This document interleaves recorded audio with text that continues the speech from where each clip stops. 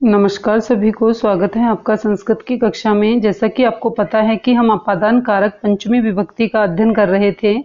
अपादान कारक पंचमी विभक्ति के अंतर्गत हमने ये पढ़ा था कि पृथक होने के योग में पंचमी विभक्ति होती है, डरने और बचाने के योग में पंचमी विभक्ति होती है, आख्यात उपयोगी के योग में अर्थात जहाँ पर नियम पूर्वक विद्या ग्रहण की जाए वहाँ पंचमी विभक्ति होती है, और जुगुप्सा, विराम, प्रमाद इत्यादि के योग में भी द्वितीय विभक्ति होती है। तो ये हमने सारे पढ़ लिए थे। अब नेक्स्ट हमारा है भूय प्रभाव है। भूय प्रभाव है अर्थात भू होना, धातु के अर्थ, धातु के कर्ता का जो उद्गम स्थान होता है उसकी अपादान संज्ञा होती है। अर्थात कर्ता का जो उद्गम स्थान होता है उसकी क्या होती है, अपादान संज्ञा होती है। अर्थात जैसे मान लीजिए हिमालय से गंगा निकलती है तो भू उद्गम स्थान जो है उसमें कौन सी विभक्ति होती है, उद्गम स्थान में कौन सी विभक्ति होगी, पंचमी विभक्ति। उद्गम स्थान में कौन सी विभक्ति होगी, पंचमी विभक्ति। तो जहां से गंगा निकलती है उसमें कौन सी विभक्ति होती है, पंचमी विभक्ति होती है। ठीक है,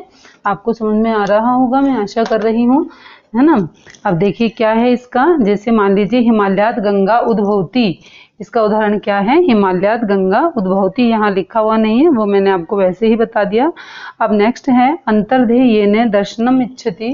अंतर्ध्येयेन दर्शनम इच्छति अर्थात जब कर्ता जिससे छिपना चाहता है तब उसे कारक की अपादान संज्ञा होती है। जैसे छिपने में कौन सी संज्ञा होती है, अपादान संज्ञा, अर्थात पंचमी विभक्ति होती है। जैसे बालकः मातु निलीयते, बालकः मातु निलीयते, बालक अपनी माता से छिपता है, बालक अपनी माता से छिपता है। निलीयते का अर्थ होता है छिपना। ठीक है, अंतर्धायेन दर्शनम इच्छति, जब कर्ता जिससे छिपना चाहता है अर्थात जिससे छिप जाता है तब उसे कारक की अपादान संज्ञा कहते हैं। तब उस कारक की क्या कहते हैं, उसे अपादान संज्ञा कहते हैं। और अपादान में कौन सी विभक्ति होती है, पंचमी विभक्ति होती है। जैसे बालकः मातु निलीयते, बालकः मातु निलीयते। इस प्रकार से अलग होने के योग में उसके लुप्त न होने पर, से अलग तो हो गया लेकिन वह क्या नहीं हुआ, लुप्त नहीं हुआ। ठीक है,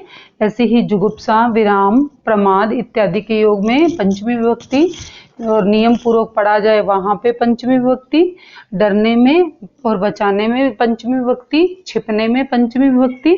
ठीक है, इस तरह से छिपने में पंचमी विभक्ति, और जहाँ पर अपनी जन धातु के साथ में जो हेतु है, जो कारण है, जैसे मान लीजिए किसी कारण के लिए, जैसे मान लीजिए जन उत्पन्न होना, जनि कर्तुम का क्या है, जन अर्थात उत्पन्न होना, धातु का जो कर्ता है उसके हेतु कारण की अपादान संज्ञा होती है, और अपादान में वही पंचमी विभक्ति होती है। तो ये मातु निलीयते वाले में भी पंचमी विभक्ति आएगी और इसमें भी पंचमी विभक्ति आएगी। ठीक है, वर्णार्थानाम मिप्सतः है अर्थात वर्ण करना, हटाना, अर्थ की धातु के योग में अत्यंत इष्ट प्रिय वस्तु की अपादान संज्ञा होती है। उसमें कौन सी विभक्ति होगी, पंचमी विभक्ति। जैसे मान लीजिए हमारे घर में गेहूं का ढेर पड़ा हुआ है और उस गेहूं के ढेर से हम गाय को हटाते हैं, तो हटाने के योग में कौन सी विभक्ति होगी, बताएं, पंचमी विभक्ति। कौन सी विभक्ति होगी, पंचमी विभक्ति, अपादान कारक। जैसे कृषकः यवेभ्यः गां वारयति, कृषक जो है वो जौ से गाय को हटाता है, किसान जो है वो जौ से गाय को हटाता है। वारयति का अर्थ क्या होता है, हटाना, वारयति का अर्थ क्या होता है, हटाना। ठीक है, अब नेक्स्ट देखिए पंचमी विभक्ति। जब पंचमी विभक्ति किस में आएगी, और पंचमी विभक्ति में आएगा जैसे मान लीजिए अर्थात जब दो पदार्थों में से किसी एक पदार्थ की विशेषता प्रकट की जाए, है ना, किसी एक पदार्थ की विशेषता तथा विशेषण शब्दों के साथ ईयसून तथा तरप प्रत्यय का प्रयोग किया जाता है और इसमें विशेषता प्रकट की जाती है, तो उसमें पंचमी विभक्ति होती है। जैसे मान लीजिए हमारे पास में दो छात्र हैं, ठीक है, दो में से किसी एक की जहाँ पर विशेषता बताई जाती है वहाँ कौन सी विभक्ति होती है, बताएं, कौन सी विभक्ति होती है, पंचमी विभक्ति। कौन सी विभक्ति होती है, पंचमी विभक्ति। अर्थात हम किसी की विशेषता जहाँ पे प्रकट कर रहे हैं वहाँ पे कौन सी विभक्ति होगी, पंचमी विभक्ति। ठीक है, जैसे राम श्यामात पटुतर है अस्ति, राम श्याम से चतुर है, राम श्याम से चतुर है। तो इस तरह से हमारी पंचमी विभक्ति के आज 9 सूत्र हमने पूरे कर लिए, और जो हमारे पास नेक्स्ट हैं वो हम नेक्स्ट वीडियो के अंतर्गत करेंगे, ठीक है। नहीं तो हमारा वीडियो बड़ा हो जाएगा। एक बार अपन इसको रिपीट कर लेते हैं शुरू से।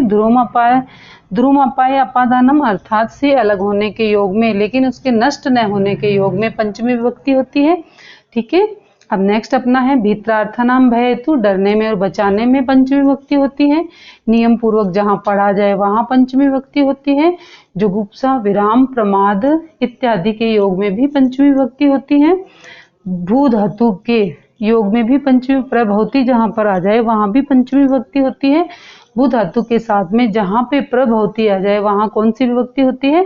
पंचमी विभक्ति होती है। जन धातु के योग में भी जनिकृतुम पंचमी, अर्थात जहाँ जन धातु के योग में पंचमी विभक्ति होती है।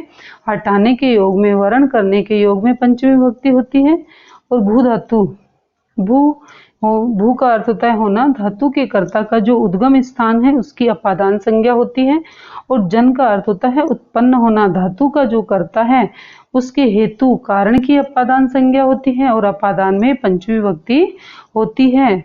छिपने में, जैसे बच्चा अपनी माता से छिपता है, बच्चा अपनी माता से छिपता है तो उसमें कौन सी विभक्ति होगी?